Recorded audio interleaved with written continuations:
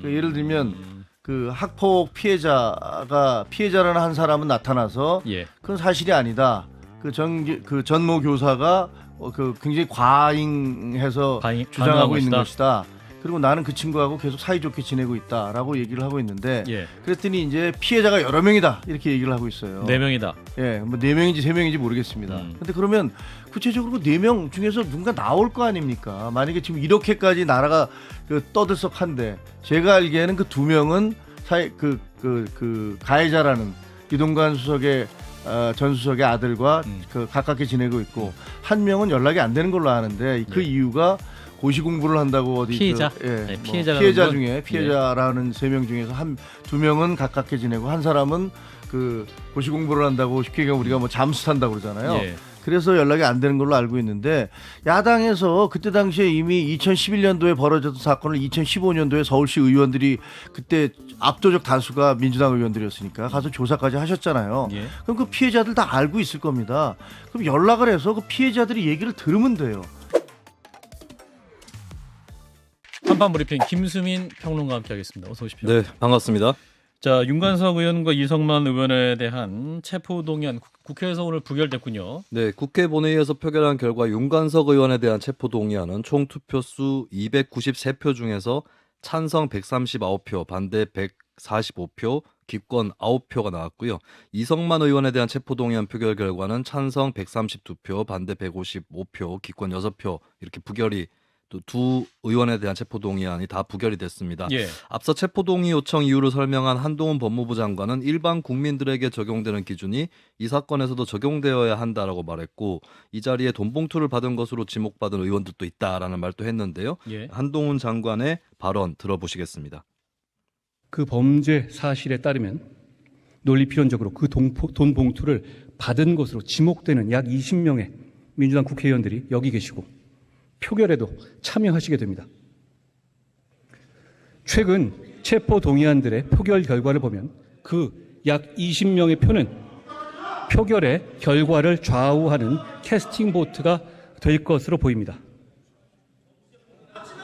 돈 봉투 돌린 혐의를 받는 사람들의 체포 여부를 돈 봉투 받은 혐의를 받는 사람들이 결정하는 것은 공정하지도 공정해 보이지도 않습니다. 네, 체포동의안이 부결된 직후에 윤관석 의원은 정치검찰의 짜맞추기 수사가 부당하다는 게 입증됐다라고 밝혔고요. 예. 이성만 의원은 만약 일정한 혐의 사실이 있어서 문제가 된다면 그때 중대한 결심을 할 것이다라고 밝혔습니다. 예, 자 이제 국회 본회의 이전에 민주당이 또 의원총회를 가졌었는데 여러 내용의 논의가 있었더군요. 일단 정청래 최고위원이 행안위원장직을 포기하기로 했다라는 거죠. 네, 당내 갈등 소재가 됐던 정청래 최고위원의 행안위원장 겸직이 무산됐습니다. 정청래 최고가 스스로 직을 포기하는 것으로 결정을 내렸고요. 민주당 의원총회는 당 최고위원과 장관 이상 고위직 정무직 출신 종전 원내대표 등은 상임위원장을 맡지 않기로 결정을 내렸습니다. 예. 한편 혁신위원장 인선에 대해서는 아직 가닥을 잡지 못했는데요. 의총장에선 현행체제의 반성이 선행돼야 한다. 혁신위 역할을 명확하게 한 다음에 인선을 해야 한다. 이런 주장들이 나왔다고 알려졌습니다. 한편 민주당 최고위원회에서는 이재명 대표가 35조 원 규모의 추가 경정 예산을 편성하자며 고금리 피해 회복, 고물가 에너지 요금 부담 경감, 전세 사기 피해자 지원 등을 제안을 했습니다. 이 대표는 우리나라 부채 비율은 51.1%로 선진국 평균인 117.9%의 절반에도 못 미친다라고 말했습니다. 예, 자 오늘 체포동의안 표결 결과 그리고 민주당 의총 관련해서요. 민주당 입장 들어보겠습니다. 더불어민주당 고민정 최고위원을 연결합니다. 의원님 나와 계시죠? 예, 안녕하세요. 예, 먼저 이제 윤관석 이성만 의원의 체포동의안 표결 문제부터 여쭤봐야 될 것 같은데 일단 두 의원 모두 체포동의안이 부결됐습니다. 결과적으로 민주당 의원님들이 다 반대표를 많이 던지신 거로 분석되고 있는데 의원님은 이 결과 어떻게 받아들이고 계십니까? 저도 좀 표, 가, 부, 기권 뭐 이런 것들을 좀 봤는데요. 예. 예전에 이재명 대표 체포동의안이 들어왔을 때랑 비교를 해보면 가결 숫자는 비슷합니다. 그런데 다만 달라진 점은 기권이나 무효표를 던졌던 표 수가 부결표로 이동한 걸로 보여지거든요. 예. 그래서 이게 왜 그랬을까? 아마도 이제 뭐 의원들도 다 사람이니까요. 예. 현재 이 사건에 대한 어떤 세세한 부분들에 대한 판단이라기보다는 전반적인 이제 검찰의 이런 수사나 뭐 이런 체포동의안 요청 등에 대해서 무효나 기권을 했던 의원들이 이 검찰이 좀 무리한 것 아니냐라는 판단으로 바뀌고 있는 게 이 표로 나타난 것 아닌가 저는 좀 그렇게 보거든요. 그 아마 국민들의 판단들도 그렇게 조금씩 변화하고 있는 것 아닌가 하는 생각도 들고요. 예. 그래서 국민의힘 쪽에서는 뭐 방탄국회라는 말을 굉장히 많이 하시는데 예. 사실 저희가 가결 결과를 내든 부결 결과를 내든 무엇이 됐든 계속 방탄국회라는 말은 아마 쓸 겁니다. 국민의힘에서 그 단어를 포기하지 않을 거라고 보기 때문에. 예. 그래서 결국에는 방탄이라는 프레임과 또 민주당 입장에서는 검찰의 무리한 수사로 야당 탄압을 받고 있다는 이 프레임이 지금 서로 충돌하고 있는 양상인데 예. 어떤 것이 국민들을 더 설득해낼 수 있는지는 그거는 현재 진행 중인 것 같습니다. 그렇군요. 근데 이제 그럼에도 불구하고 노웅래 의원과 이재명 대표에 대한 체포 동의안이 세 번째 이제 부결이다 보니까 이제 뭐 네. 국민의힘의 비판도 있습니다만 방탄 정당이다. 이 방탄 정당을 자초하고 있다 이런 비판도 듣고 계시죠? 네, 말씀드린 것처럼 어떤 결과를 내든 아마 방탄이라는 얘기는 계속 할 것이어서요. 예. 물론 이제 그 말들을 우리가 그냥 한 귀로 듣고 한 귀로 흘려서는 안 될 일이긴 하지만 예. 현재 진행되는 전반적인 상황을 좀 볼 필요가 있다고 생각을 합니다. 왜냐하면 요 얼마 전에 그 국회 사무처가 압수수색되지 않았습니까? 예.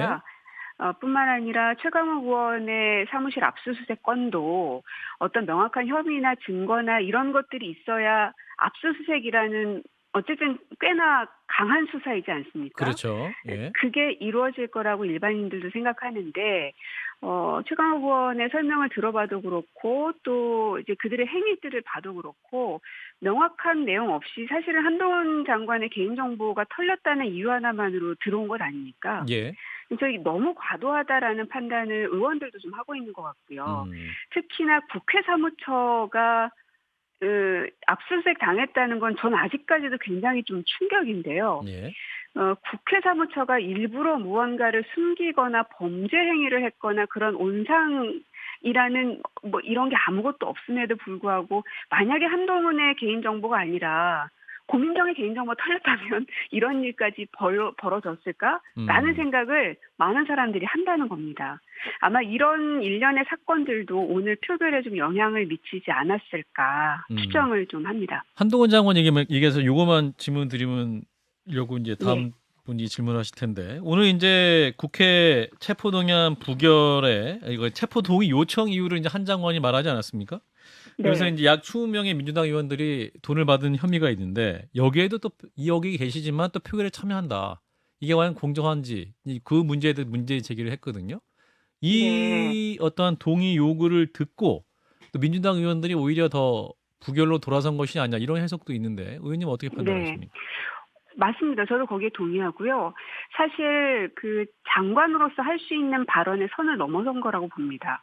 다분히 감정적인 발언이었고요. 예. 어떤 근거로 그런 말을 합니까? 그러면 그 20명에 어떤 사람이 들어가는 겁니까? 민주당 의원들 그러면 뭐 지금 현재 170명 가까이 있는데 예. 그 사람들을 다 잠재적 범죄자 취급을 한 셈이 되는 거거든요. 예. 그래서 이런 한동훈 장관의 가벼운 말들이 언론에도 계속 오르락내리락하고 또 지적을 많이 받고 있음에도 불구하고 전혀 개선의 여지가 없는 걸 보면 앞으로도 그런 감정적 발언들은 이어질 거라고 보고요. 그것이 윤석열 대통령에게 부담이 되고 있다라고 저희는 판단하고 있는데 뭐 대통령께서는 뭐 워낙 아끼는 분이라고 하시니 같이 그러면 이제 끌어져 내려지고 있는 형국이라는 그런 안타까운 이런 게 좀 들긴 합니다. 네, 근데 저희가 얘기해봤자 뭐 들으시진 않겠지만. 예, 김종혁 장관님 두 분 함께 질문하시죠. 네, 고위원님 안녕하세요. 저는 국민의힘 소속의 김종혁이라고 합니다. 네. 네, 제가 드리는 질문은 아까 수사와 체포 동의안 요구가 무리한 거다라는 것들이 의원들이 생각을 하시고 또 국민들도 바뀌고 있다 이렇게 보셨는데 그 녹취록이 공개되지 않았습니까? 근데 녹취록은 언론에 의해서 공개됐는데 제가 검사라고 해도 그 녹취록에 나오는 그런 그런 단어들, 그런 표현들을 보면 수사에 착수하지 않을 수가 없을 것이고, 그리고 수사를 하다 보면은 당연히 혐의가 입증된다고 생각하면은 구속영장, 체포영장, 그 체포 동의안을 낼 수밖에 없을 것 같은데, 이런 부분에서 어떤 것들이 무리한 거라는 건지가 첫 번째 궁금하고요. 두 번째로는 그것이 일단 네. 거기에 대한 답변을 먼저 예, 말씀드리고 해주시죠. 네, 예. 잊어버릴 수 있으니까. 네. 일단은 그 말씀하신 그 내용들이 수사를 받지 않겠다가 아니라는 거를 잘 알지 않으십니까? 그러니까 구속영장을 친다는 이야기, 체포동의를 안에 묻는 이유는 예. 구속에 명확한 사유가 있을 경우에 그렇게 하겠다는 것입니다. 예. 그러나 이번에 그 이성만 의원 같은 경우도 보면은 검찰 수사를 받는 과정 중에 봤던 내용들, 즉 검찰이 물어봤던 질문들을 검찰이 내나 수사를 해놓고 예. 그 내용을 이성만 당신이 밖에 나가면 다른 사람에게 전할 수 있으니까 당신의 임신을 구속해야 된다. 그러면 이성만 의원 입장에서는 검찰 수사를 받지 말았어야죠. 그러면 구속영장의 이유가 성립이 안 됐을 겁니다. 이런 게 과연 합당하다고 보시는 겁니까? 그러면? 구속사유의 가장 큰 것은 부인입니다. 어떤 혐의 사실에 대해서 부인을 할 때는 부인을 하는 사람은 그것을 증거를 인멸할 가능성이 있다, 혹은 말 맞추기를 할 가능성이 있다라고 판단을 하는 것이고, 그리고 그 판단은 지금 검찰이 현재 하는 게 아니라 법원이 하는 거거든요. 그 법원이 지금 현재 네. 자신의 혐의 사실을 부인하는 사람은 김건희 여사님도 계시죠. 수사조차 아무것도 안 받지 않았습니까? 그렇게 검찰의 법의 원칙에 대해서 얘기를 하고 싶으시다면 본인들의 사건들에 대해서도 명명백백하게 떳떳하게 나서는 모습을 보인다면 오히려 저희가 할 말이 없을 겁니다. 그러나 김건희 여사에 대한 수사가 이토록 많은 사람들이 요구하고 있음에도 불구하고 아무런 조사도 받고 있지 않으시죠? 소환됐습니까? 혹은 뭐 서면 조사라도 받았습니까? 어떤 조치가 있었나요? 문재인 정권에 제가 알기에는 문재인 정부에 있을 때 그 수사를 김건희 여사를 불러다 수사를 종결하려고 하니까 그때 당시에 그러면 안 된다라고서 반대를 했던 것들이 문재인 정부 하에서의 검사들인 걸로 알고 있고요. 예, 논점이 예, 좀 이게 흐려져서요? 논점이 그게 아니기 예. 때문에 그 말씀을 뭐 드리고 싶은 얘기는 없는데, 또 하나는 최광욱 의원에 대해서 이것도 과도한 수사라고 하셨는데, 최광욱 의원실에 워터마크가 찍힌 그런 자료가 공개됐다는 거 아닙니까? 그 복사하는 과정에서 찍힌 워터마크 말입니다. 그러면 검찰의 입장에서는 그 청문회 자료가 유출이 됐는데, 그 청문회 자료에 최광욱 의원의 워터마크가 찍힌 그런 자료가 유출이 되면 그 사무실을 압수수색하려고 나오는 것이 너무나 당연한 거 아닐까요? 결과를 한번 보시죠. 어떤 게 진실인지. 무조건 죄가 있는 것으로 지금 추정하고 저에게도 질문을 하고 계시는데 그게 과연 무죄 추정의 원칙에 입각해서 보시는지에 대한 의문이 들고요. 그리고 청문회 당시에 있는 자료들은 예. 그 안에서는 여러 가지 용도로 사용되기도 하고 쓰여지기도 하는데 예. 저도 뭐 검찰이 아니다 보니까 무슨 혐의를 가지고 무슨 자료를 가지고 하는지 제가 실물을 보지 않아서 정확하게 말씀을 드릴 수는 없습니다만 예. 기자들이 취재할 수 있는 권한이 빼앗긴 것 아닌가라는 부분에 대해서도 한번 좀 고민해 보셨으면 좋겠다는 여기까지. 생각은 듭니다. 예, 장 변호사님. 저는 좀 주제를 바꿔서 안녕하세요. 저 장윤미 변호사라고 합니다. 네. 그 지금 총선이 얼마 남지 않다 보니까 같이 청와대에 몸담았던 조국 전 장관이 총선에 출마할지 여부도 상당히 언론의 관심을 모으고 있는데요. 의원님이 보시기에 뭐 적절하다고 보시는지, 출마 가능성이 실제로 열려 있다고 보시는지 한번 여쭙고 싶습니다. 뭐 개인의 자유에 해당되는 부분이라 제가 뭐 해도 된다 하면 안 된다라고 얘기할 수는 없을 것 같고 예. 아직 명확하게 본인의 입장이 밝혀지지 않은 상황이라 과연 출마를 하실까? 저는 안 하실 것 같다는 생각이 좀 들기는 하는데 뭐 이것 또한 저의 그냥 추측일 뿐인 것이어서 예. 별로 의미가 없을 것 같고요. 뭐 결국은 본인이 최종적인 결론은 내리지 않을까 싶습니다. 안 하실 것 같다는 생각은 의원님 어떤 근거를 바탕으로 하신 판단일까요? 그러니까 좀 평상시에 나눴던 대화나 뭐 여러 가지 지금까지 힘든 평상시에 상황이라든지. 별로 지금 최근에는 만나뵙지를 예. 못해서 아, 그러시군요. 예, 근데 이제 정영심 교수님의 사안도 좀 있고 예. 글쎄 모르겠습니다. 이 정치가 워낙 생물이라서 예. 시시각각 변하는 것이라 사람의 마음도 변하는 것이고요. 아하. 그래서 뭐라고 예단하기가 참 어렵습니다. 그래서 최근에 얘기를 나눠보지는 않았어서 예. 추정하는 게 사실은 의미도 없고 뭐 저의 추정치도 사실 의미 없고 좀 그렇네요. 예. 자, 혁신위원장 말씀 좀 여쭙겠습니다. 이제 새 혁신위원장을 뽑아야 되는데 지금 이제 교수님들 세 분 이름이 나오네요. 정근식 서울대병영 교수, 김은경 한국외대 법학전문대학원 교수, 그리고 김태일 전 장한대 총장 세 분인데 지금 오늘은 이제 결의가 안 된 것 같습니다. 그러면 그 의원들 사이에서 다른 제3의 인물로 다시 선회한 겁니까? 아니면 이 세 분 논의를 더 하겠다 이런 의미일까요? 두 가지 다 열려 있기는 한데 뭐 일단 요 세 분에 대한 논의들도 있는 것도 사실이기는 하고요. 예. 정해진 건 없습니다. 뭐 이제 내부 인사로 할지 외부 인사로 할지 가닥이야 될 수 있으면 이제 외부 인사로 하자는 의견이 훨씬 많기는 하지만 예. 뭐 이 인사라는 게요 개각도 마찬가지지만 예. 마지막에 어떻게 결심되느냐가 중요한 것이라 그리고 바깥에 있는 사람들이 A로 갑시다라고 아무리 해도 A 당사자가 결사 반대하면은 뭐 이루어지지 않는 것이어서요. 예. 예전에 이제 개각할 때도 느끼는 거지만 인사 관련된 기사는 반이 다 한 절반 정도는 가짜일 확률이 좀 높고 추정이다. 당사자도 알기 어려운 게 사실은 인사 부분이긴 합니다. 예. 근데 어찌됐건 현재 지도부에서는 지난번에 이제 그 이대경 후보 예. 명예이사장님 네. 같은 경우에는 보안을 너무 중요시하다 보니까 서로 크로스 체크하고 점검할 수 있는 시간이 너무 부족했기 때문에 이제 그런 일이 생긴 것이라 이번에는 다양한 사람들한테 추천을 받고 있기도 하고 그리고 또 다양한 사람들이 서로 크로스 체크를 하고 있기도 하고 이런 게 막 복잡하게 지금 굴러가고 있는 상황입니다. 크로스 체크를 하면은 최고위님들도 좀 사전에 이전보단 더 오래 논의할 수 있고 좀 더 논의할 수 있는 구조가 열렸다 이렇게 판단하시는 겁니까? 그러면? 네, 그렇습니다. 그럼 혁신위원장의 권한이 어디까지입니까? 그 당 공천 룰까지 건드릴 수 있는 분인가요? 현재 공천 룰은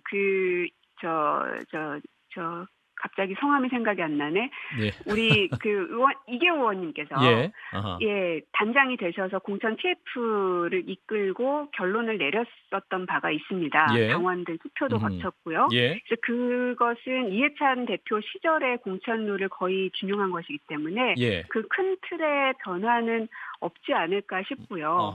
아하. 다만 이제 당 내에서 여러 가지 이제 민주적 절차를 어떻게 확보할 것인지, 예. 그리고 이제 국민들과의 접점을 얼마나 더 만들 것인지, 뭐 이런 내용들 혹은 윤리위에 대한 가동은 어떤 방식으로 할 것인지, 풀어야 될 숙제가 뭐 워낙 많기 때문에 이런 것들에 대한 혁신위의 적극적인 의사개진 그리고 지도부는 그것을 이제 가감없이 수용하고 받아들이는 그래서 이제 정권을 부여하는 수준의 혁신위가 될 것이라고 이미 대표께서 말씀하신 바도 있었죠. 그렇군요. 근데 이제 혁신위가 그럼 제일 먼저 가장 중요하게 풀어야 할 과제 뭡니까? 지금 이제 당대표 사퇴론도 나오고 있는 상황인데 이러면 이제 민주당이 국민들 앞에 좀 더 혁신적인 모습, 뭔가 변화된 모습 보이기 위해서는 그 변화에 대한 공감도 얻어야 되는 거 아닐까요? 저는 일단 윤리위를 제대로 가동할 수 있게 만들었으면 좋겠습니다. 윤리위? 여기에 대해서도 예. 의원들마다 다 갑론을박이 있습니다. 예. 그래서 저도 어떤 게 우선순위냐라고 지금 이제 물으시니 생각 드는 것이 예. 여러 가지 민주당에 닥치고 있는 사건들을 봤을 때 예. 대응이 늦어지고 있다라는 지적을 계속 받고 있거든요. 예. 그래서 사건이 터지면 판단 없이 지도부의 판단 없이 즉각적으로 윤리가 가동될 수 있게끔 해야 되는 거 아닌가. 그렇게 되면 하루라도 1시간이라도 더 빠른 판단을 내릴 수 있을 거라는 생각이 좀 들어서 왜냐하면 앞으로 검찰의 수사와 뭐 먼지털이식 수사 이런 것들은 계속 있을 것으로 저희도 뭐 예상하고 있기 때문에 예. 어떤 일이 닥치든 시간에 구애받지 않고 빠르게 결단할 수 있는 모습을 보이려면 그 시스템을 정비하는 게 필요하다. 그래서 윤리감찰단이든 뭐 윤리위든 이런 것들을 좀 확대 구성하는 것을 이미 의총에서 결의한 바도 있었기 때문에 예. 이걸 좀 빨리 결정짓는 게 저는 급선무라고 생각합니다. 오늘 의원총회에서 이재명 대표의 책임론 혹은 재신임론 얘기도 혹시 나왔을까요? 뭐 거의 없었다고 봐야 됩니다. 없었습니까? 네. 없었다고 봐야 한다는 건 무슨 말씀이십니까? 그러니까 얘기를 하신 분이 한 분 계셨습니다. 아. 제 기억에는. 아하, 그렇군요. 그러나 거기에 대해서 의원들이 동의하지 못하는 분들이 많으셨던 걸로 기억을 하고요. 아, 우선순위는 아니었다. 오늘 의원총회에서. 네. 예, 알겠습니다. 오늘 말씀 여기까지 듣겠습니다. 고맙습니다. 네. 네, 더불어민주당 고민정 최고위원이었습니다. 예, 자 민주당 얘기까지 들어봤는데요. 오늘 체포동의안 부결 과정 어떻게 보셨는지 논평 한마디씩 해주시죠. 김정혁 전 비대위원부터. 아니 저는 뭐 아까 말씀드린 대로 언론도 대부분 그냥 통과될 거라고 생각을 했었잖아요. 예. 그게 그 녹취록이 다 공개가 돼서 정말 그 생경한 그 표현들 무슨 오빠부터 시작해서 뭐 누구는 더 줘야 돼, 뭐 누가 뺏어갔어. 녹취록 내용이죠, 그죠? 예, 그런 녹취록 내용들을 뭐 만들어서 할 수 있는 건 아니지 않습니까? 예. 근데 그런 내용들 그렇게 구체적인 내용들이 다 있는데 그것을 다 부인을 할 수도 없는 거고. 근데 그렇다고 해서 시인하고 있지도 않거든요. 그래서 적어도 이 부분에 대해서는 온 국민이 다 알고 있기 때문에 아마 이번만큼은 체포동의안을 부결시키지 못할 것이다 이렇게 생각을 했었는데 결과는 정반대로 나왔거든요. 예. 그러니까 그 얘기는 다시 말하면 국민들도 그렇고 언론도 그렇고 민주당의 어떤 현재의 모습에 대해서 잘못 이해하고 판단하고 있었다는 그런 얘기일 수밖에 없는 것 같아요. 예. 저는 뭐 반대당이니까 뭐 너무 심하게 얘기하기가 좀 오히려 꺼려지기도 하는데 저 당이 도대체 개혁을 할 수 있는 당인가, 스스로 개혁을 할 수 있는 당인가라는 부분에 대해서 매우 그 부정적인 생각을 갖게 되고 이것은 저만이 아니라 아마 많은 국민들도 그러리라고 생각을 합니다. 그때 뭐 댓글 같은 것들을 쭉 보니까 많은 그런 비판적인 얘기들이 계시던데 뭐 하지만 뭐 고민정 의원님 말씀에 따르면 뭐 검찰의 수사 그와 뭐 체포동의안의 무리수 이런 것들에 대해서 의원들이 동의를 하고 또 국민들도 그렇게 생각하실 거라고 주장을 하시니까 그거는 국민 정서하고는 너무나 동떨어진 것이다라고 봅니다. 장 변호사. 언론이 만약에 가결이 될 것이라고 전망했던 데는 이유가 있었죠. 지금 짚어주신 대로 방탄국회 프레임을 계속 가져가는 게 민주당한테는 상당히 부담이었던 게 사실입니다. 예. 이게 자당의 의원들을 뭐 탈당은 했다라고 하지만 보호하기 위한 수단으로 국회를 활용하는 거 아니냐. 그런데 그리고 민주당으로서도 그런 전략적인 선택을 할 수밖에 없었을 거라고 봅니다. 근데 변수 하나가 있었던 것 같아요. 그건 저는 한동훈 장관 변수라고 생각합니다. 한동훈 장관의 발언. 지금 수사가 진행 중입니다. 그런데 뭐라고 얘기했습니까? 논리 필연적으로 돈을, 왜냐하면 돈 봉투를 뿌린 사람이 있으면 수수한 사람이 있을 테니까요. 논리 필연적으로 돈 봉투를 받은 사람들이 이곳 본회의장에 20여 명 앉아있다라고 이야기합니다. 이게 수사입니까? 재판입니까? 결과입니까? 뭡니까? 이런 상황에서 또 쓸데없이 감정적이고 자극적인 언행을 했다. 그리고 이렇게 이야기합니다. 20여 명 돈 봉투를 받았다고 지목되는 민주당의 의원들이 캐스팅 보트 역할을 할 것이다. 이거는 부결을 전제한 것이죠. 부결이 될 거니까 이 사람들이 자기들의 어떤 안위를 위해서 가결표를 못 던질 거라고 예단한 거 아니겠습니까? 예. 이런 이야기를 현장에서 본회의장에서 들었을 때 민주당 의원들이 어떤 선택을 했어야 맞는 건지 저는 한동훈 장관에게 묻고 싶습니다.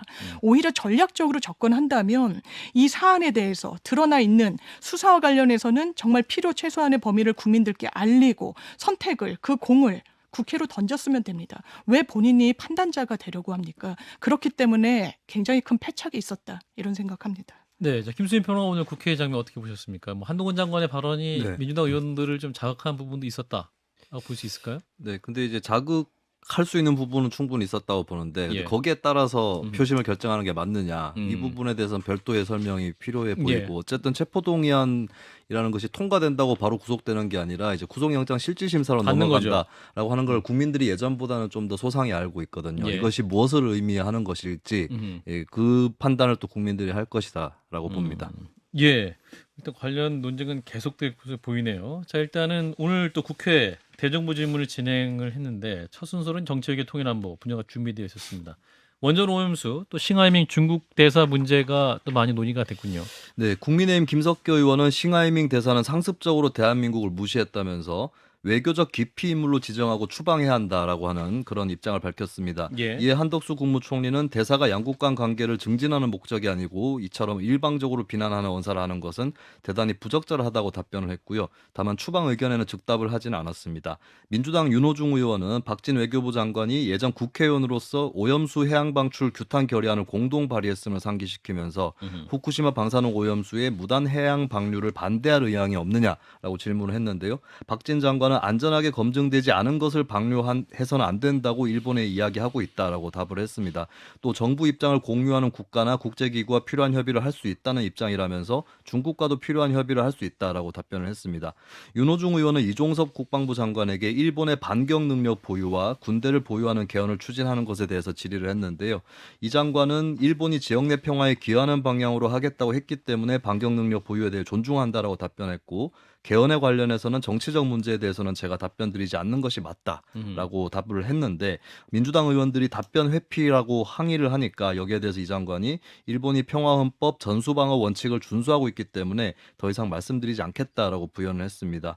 그리고 김성주 민주당 의원은 한덕수 국무총리에게 원전 오염수에 대해서 안전이 검증되면 마시겠느냐라는 질문을 했는데 예. 한덕수 총리가 완전히 과학적으로 처리돼서 우리의 기준에 맞는다면 마실 수 있다 이런 답변을 하기도 했습니다. 예.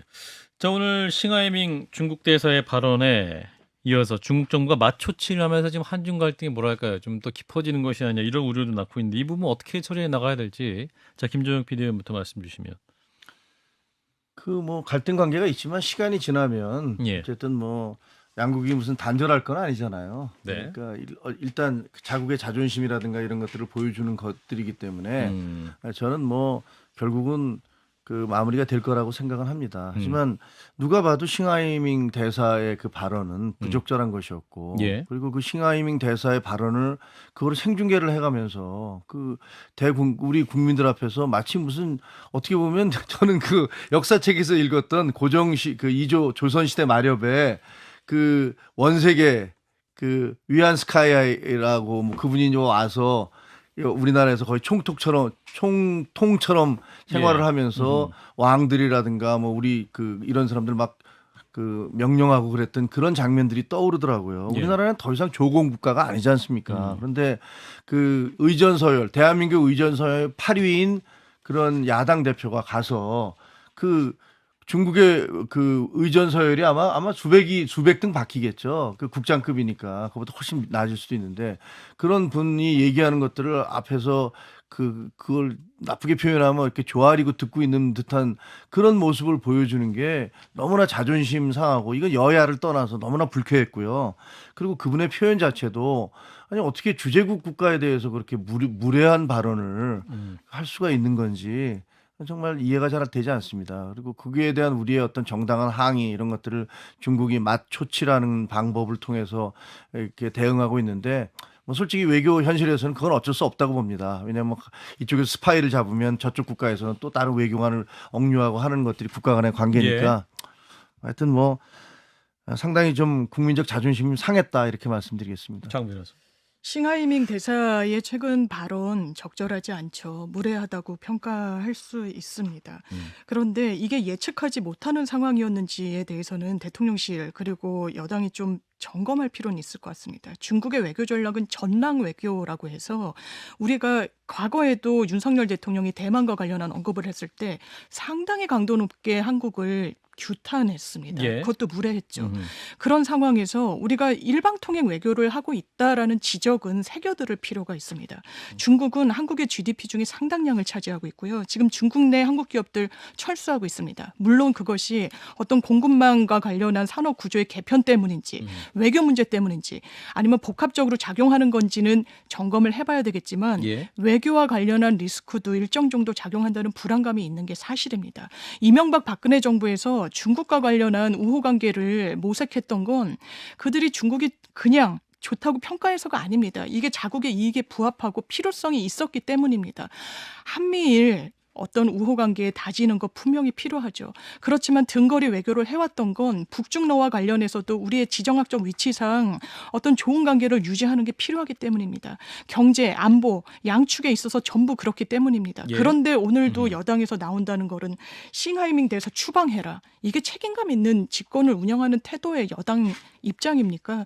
거기에 대해서 국민들이 묻고 좀 정교하게, 정치하게 외교해달라는 겁니다. 이 얘기는 직감에서 다룰 수 있을 것 같아서 여기까지 하고, 자, 이번 주에 정부 또 인사에 관심이 모아지는데 부처 차관 절반 이상을 교체한다는 얘기가 나오고 있고, 또한 자녀 학폭 논란이 이동관 특보 방통위원장 지명 유력시되고 있다는 소식이군요. 네, 대통령실에 따르면 19개 부처 중에 절반 이상의 차관들이 교체되는 인선안이 막판 검토 중이라고 합니다. 예. 대통령실 관계자는 과거 정부 인사들이 곳곳에 따리를 틀고 있고 일부 공무원들이 복지부동하고 있다는 인식이 대통령에게 있다라고 하면서 공직사회 전반에 걸친 인적 쇄신이 필요하다는 것이다라고 강조를 했습니다. 예. 한편 방송통신위원장 지명이 유력시되는 이동관 특보의 자녀 학폭 논란에 대해 대통령실은 가해자와 피해자가 화해한 점을 들어서 정순신 사태와는 다르다는 판단을 내렸다라고 알려져 있고요. 예. 하지만 하나고 교사였던 전경원 씨는 YTN 인터뷰를 통해 이동관 특보가 사건 당시 하나고 재단에 김승유 당시 이사장과 자신에게 전화를 했고 이 특보가 이 과정에서 꼭 처벌이 능사인가 그 학기 마칠 때까지만 있게 해달라라고 청탁했다라는 주장을 했습니다. 이 특보 측은 이를 사실로 단정해서는 안 된다면서 자신은 확인 차원에서 전화를 했다라고 반박했습니다. 압력을 가한 것이 아니었다라는 네. 것이죠. 자, 이렇게 이제 학폭 논란이 불거진 가운데 국회 교육위에서는 정순신 방지법 이라 불리는 학교폭력 예방 및 대책에 관한 법 개정안이 통과됐네요. 네, 이 개정안의 내용은 학교폭력 피해 학생의 국가 차원에서 이 학생을 위해서 보호시설을 운영할 수 있도록 하고 교육감으로 하여금 학교폭력 피해 통합지원 전문기관을 설치 운영하게 하는 내용입니다. 예. 그 밖에도 사이버 폭력도 학교폭력에 포함하고 피해를 본 학생을 위해서 국가가 영상 삭제를 지원한다는 방안이 들어가 있고요. 학교폭력 업무 담당 교사의 수업 시간을 조정해주고 행정심판위원회나 법원이 징계 조치에 대해 집행정지 결정을 내릴 경우에 피해 학생이나 그 부모의 의견을 들어야 한다라는 조항도 담겨져 있습니다. 예, 이제 차관을 절반 이상 교체한다, 대폭 교체한다라는 설이 있고, 이동관 특보의 그 학폭 논란의 이후에 그 대통령실 혹은 이제 방통위원장 임명 계획 철회될까요? 아직까지 철회된다는 분위기는 없는 것 없죠. 같습니다. 예. 네. 그 임명된다. 그 지금까지의 분위기로 보면 임명될 가능성이 높아 보입니다. 예, 임명돼야 한다고 보십니까? 그건 저한테 물어볼 얘기는 아닌데 제가 궁금한 거는 예, 그 지금까지 제기되는 의혹들 있잖아요. 예.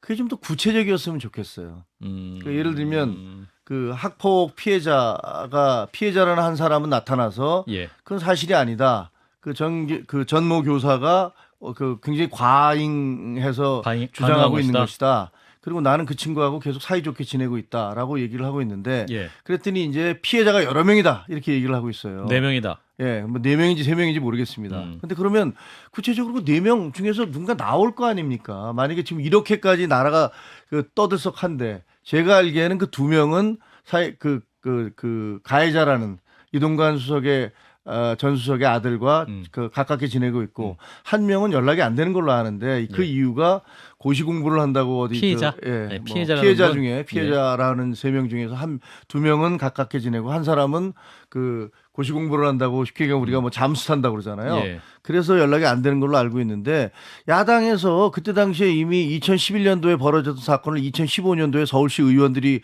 그때 압도적 다수가 민주당 의원들이었으니까 가서 조사까지 하셨잖아요. 예. 그럼 그 피해자들 다 알고 있을 겁니다. 그럼 연락을 해서 그 피해자들이 얘기를 들으면 돼요. 그런데 그 피해자들의 구체적인 얘기를 듣지 않으면서 계속 학폭 피해가 있었다, 의문이 있다라고 얘기하는 건 이해가 되지 않고 또 하나는 언론에 대한 탄압이 있을 것이다 라고 주장을 하는데 그것도 이동관 홍보수석이 있을 때 어떠한 언론 탄압이 있었다는 걸 좀 구체적으로 얘기를 해야지 그게 좀 생산적인 논쟁이 되든지 뭐 가부간의 결단이 나는데 주장 자체가 지금 민주당에서 하는 주장 자체가 너무 추상적이에요. 그래서 언론 자유를 탄압할 것이다. MB 때 언론 탄압이 재개될 것이다. 이렇게 얘기를 하고 계시고 학교 폭력은 근절돼야 된다. 예. 이렇게 얘기하니까 좀 더 구체적인 얘기가 나왔으면 좋겠다. 장 변호사님. 학교 폭력이든 성범죄든 피해자에게 당신의 피해를 너가 왜 나와서 떳떳하게 이야기하지 못하냐라고 이야기하는 걸 우리는 2차 가해라고 부르고 있습니다. 피해자 지금 대통령실의 워딩 사실관계를 호도하는 거죠. 피해자와 합의했으니 문제가 없다. 정순신 사태와 다르다. 오히려 정순신 전 검사는요. 법률이 허용하는 그 절차 안에서 방어권을 행사했다고 볼 수 있는 겁니다. 어떤 예. 측면에서는요. 예. 이동관 전 특보 어떻게 했습니까? 이사장에게 전화 걸었습니다. 한번 물어보세요. 일반 학부모 중에 학교 이사장에게 전화 걸 수 있는 학부모가 대한민국에 몇 명이나 있을까요? 담임 선생님한테 전화 거는 것도 굉장히 저어하면서 거는 게 지금 교육계 현실입니다. 그런데 외압이 없었다는 말을 국민들은 외압이 없었구나라고 받아들여야 되나요? 언론 통제한 근거가 왜 없습니까? 국정원 문건이 있습니다. 국정원에서 수신 이동관 홍보수석이라고 해서 언론계에 출연하는 인사들의 성향을 분석한 문건을 올립니다. 거기에 대해서는 구체적으로 인정하진 않았죠. 홍보수석에서 내려온 다음에는 일간지와의 인터뷰에서 이렇게 이야기합니다. 언론을 통제하는 데 있어서 기능적인 필요에 따라서 했다라고 이야기합니다. 사실상 언론의 여론의 향방을 좌지우지하는 데 본인이 역할을 했다는 취지로 인정을 한 것이죠.